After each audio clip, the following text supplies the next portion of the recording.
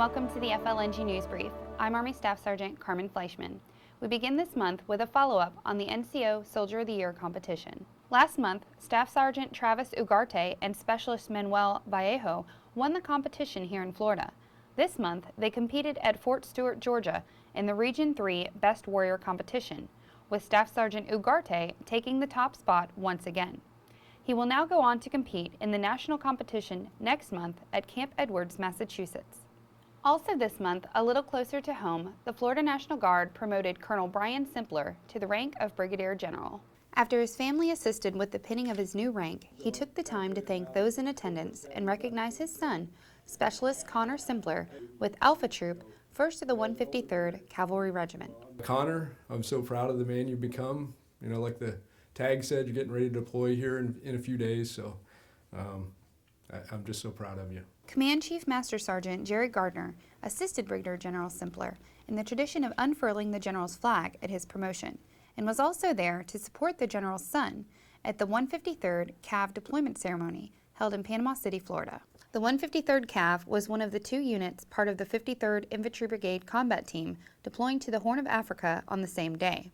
While family members of the 153rd CAV were saying goodbyes to the soldiers there, the 1st of the 124th Infantry Regiment was holding their deployment ceremony in Fort Lauderdale. A large aircraft hangar in Fort Lauderdale could barely contain all of their many well-wishers as they prepared to depart for a 12-month mission in support of Operation Freedom Sentinel. This is the 3rd major deployment of the 1st of the 124th Infantry Battalion, the Hurricanes, since 9/11. And finally, 2 soldiers from Regional Training Site Maintenance, or RTSM as we know it, will be featured in a training video.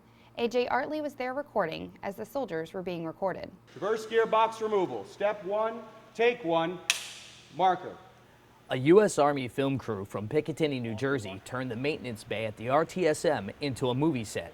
Our main focus is for the Florida National Guard and Camp Blanding to assist us in developing maintenance training videos, which will be used by the U.S. Army and Marines, as well as military units in Canada and Australia. That is actually pretty awesome. I didn't know that. I knew we had other nations that used it along with the Marines, but I didn't know they'd be using our training software as well.